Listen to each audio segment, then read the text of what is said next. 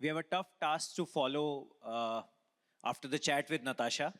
So, while she is the real creator who is creating something in the kitchen, I'm bringing to you another person who sells content that gets created. While all of us use content to market our products, he and his company markets content, makes content and survives on them.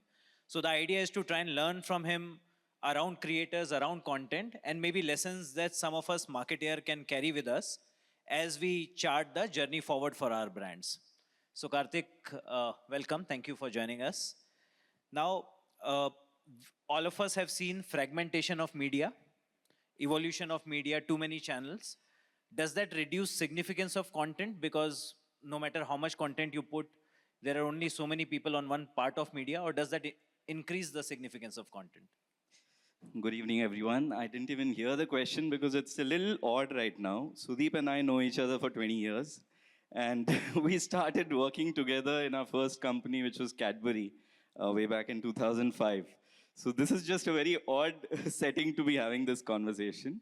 But yeah, I think it's an exciting time for content across all platforms, right? And most content creators in India, which had their genesis in television, have their digital ecosystem built out as well, and they are creating content agnostic of platforms. So you create a certain design ethos which is there for television.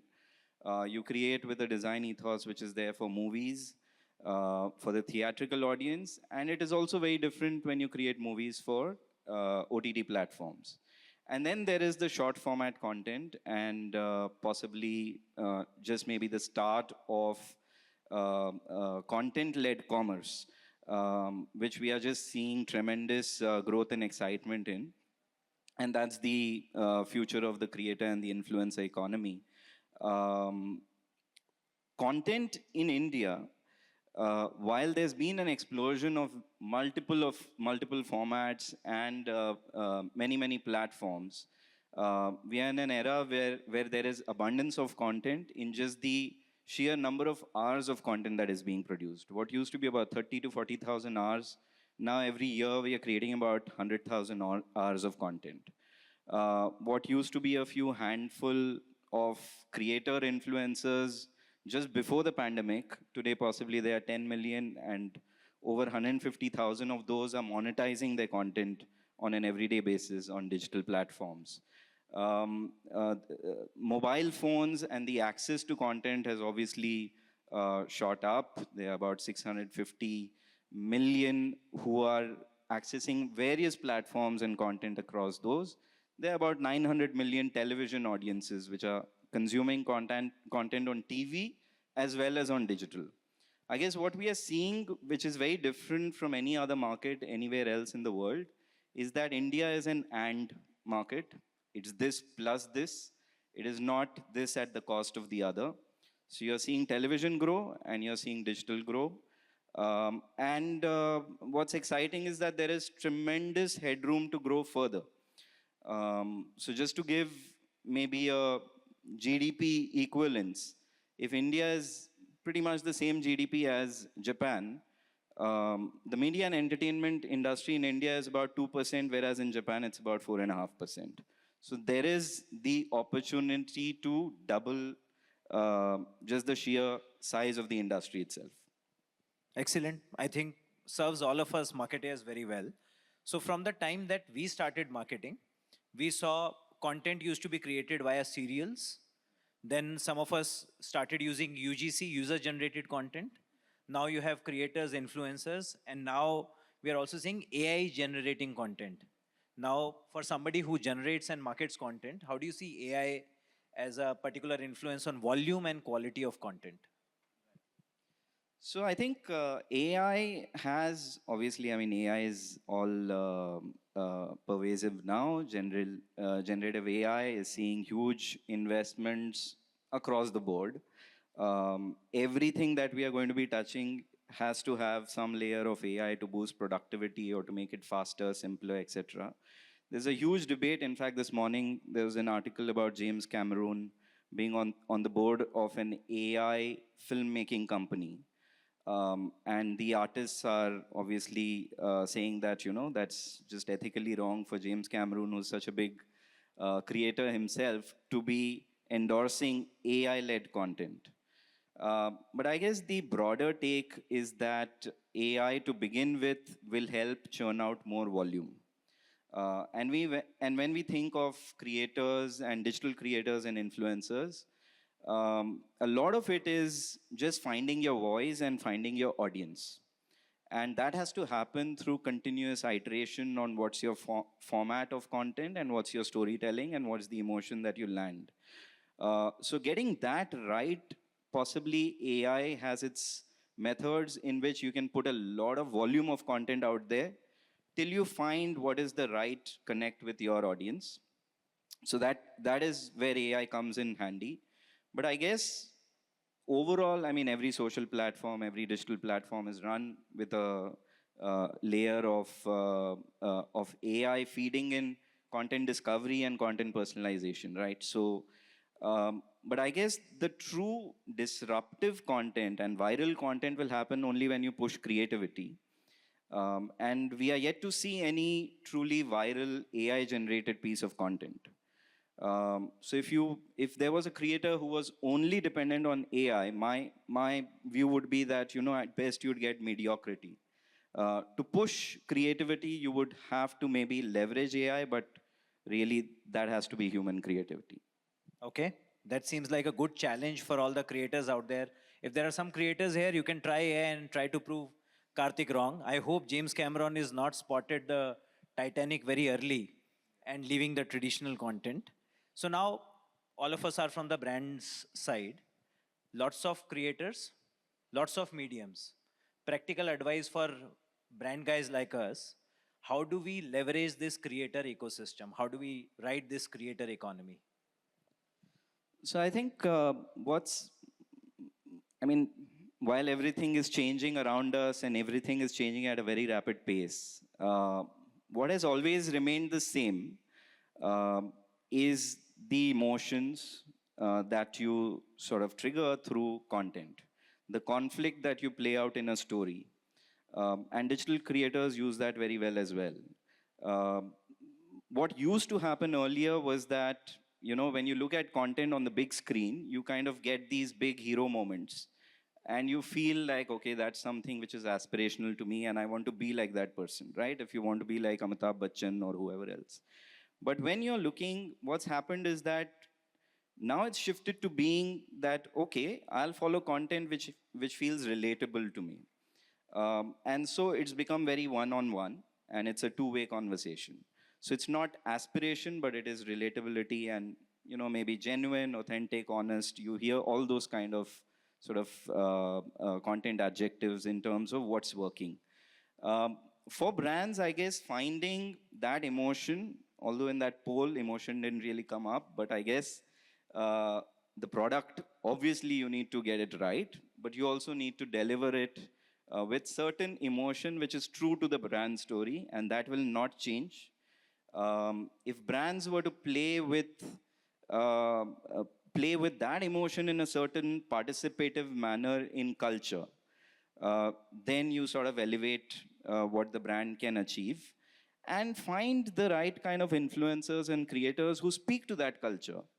And that would be a nice intersection to have.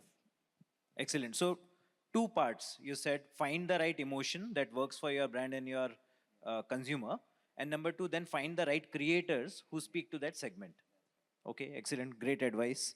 Uh, you know, creator economy is very interesting. It's a three-way ecosystem. There is a creator, there is a brand, and then there is the consumer. I know creator is making money, brand is making money.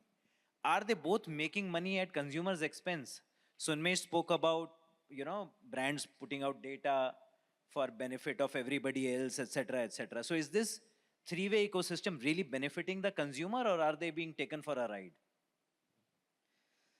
So the platforms are definitely making money. I'm not sure if all the creators are making money. So we don't have anything, and it's still early days. I'm sure there are different kind of monetization models that will get figured out.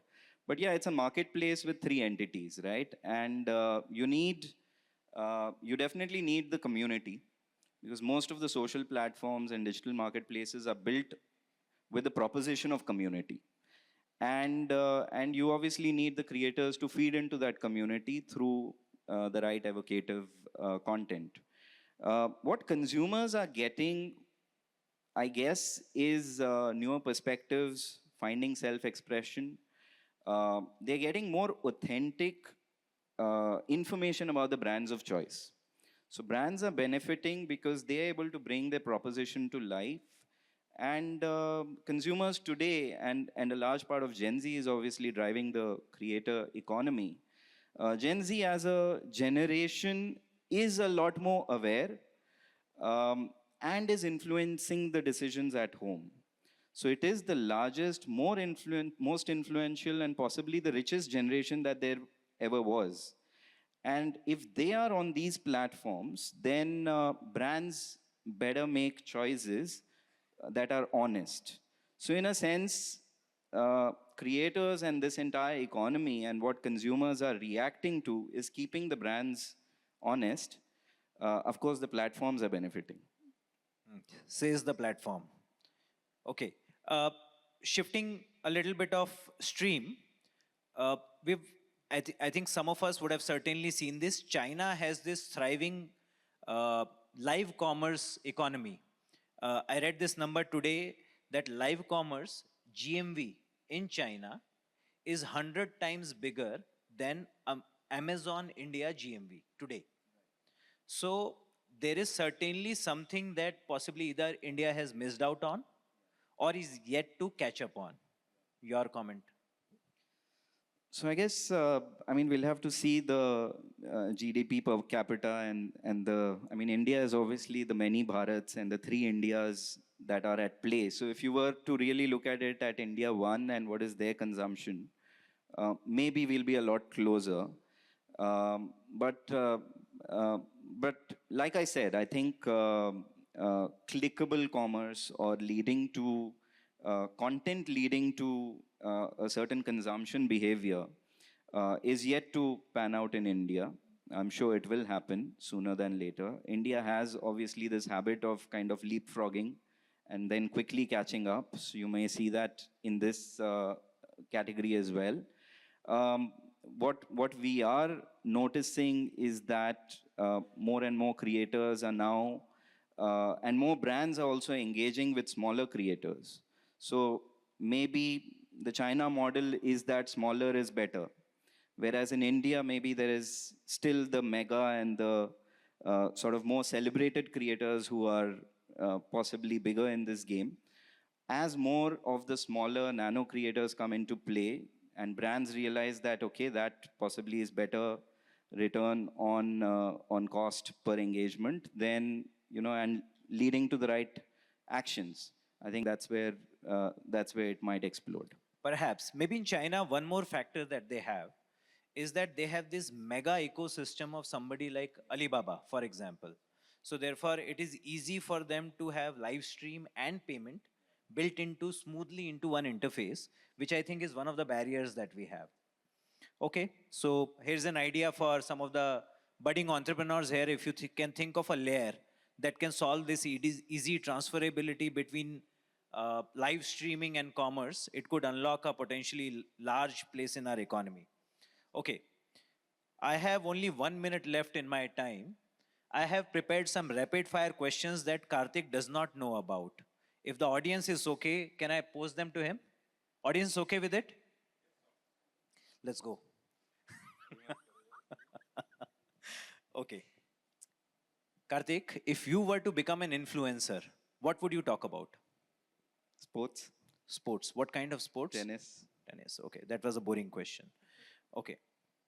Uh, Brand creation on platforms like TikTok, sustainable or fad?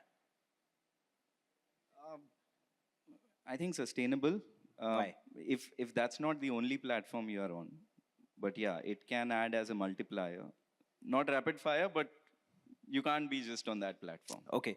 Paid influencer partnerships, ethical or not? If it's declared, yes. Okay. And finally, your rate these creators in your order of preference. Beer biceps. I think Ganji Chudel is like the No, after flavor of the Ganji Chudel. season. So I think looking at both of us, you know why he said Ganji Chudel. But leave that aside. 3 creators, Beer biceps, Ankur Wariko, and Urfi Javed. I think Urfi is exciting. Second, Via biceps. and then Ankur Wariko. Yes. Okay, excellent. I will not ask him for the reasons for obvious, obvious reasons. So thank you. My time is up. Thank you very much for being a patient audience, and thank you very much, Karthik. Thank you. Thanks, Sudeep.